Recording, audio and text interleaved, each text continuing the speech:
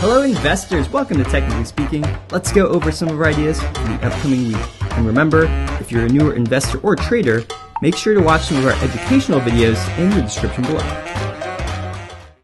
With the market largely trading inside a box formation since March, a trip to the top end of the range is expected to be met with a lot of selling pressure. Last week was nothing different, with the highs reaching as much as 6,698, only to be sold down in the closing sessions. The PSEi closed the week at 6,625. We note that volume is still not present, while the MACD and RSI are both appearing to be topping out.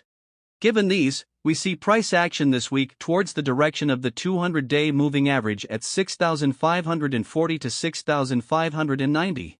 With the earnings season trickling in, this might just be the catalyst for investors to come back. For this week's trade ideas, we're featuring GT Capital Holdings Incorporated and the KEEPR Holdings Inc. As expected, GTCAP continued to rally after consolidating within an ascending triangle pattern. The stock closed at 540 last Friday, giving us a paper gain of 5% from our buy price of 512.50. We suggest to hold the stock as the indicators we monitor are still supportive of further rally. Our target remains at 620. However, adjust your stop level to 512.50 or at break-even to lessen downside risks. KEEPR exhibited a successful breakout rally.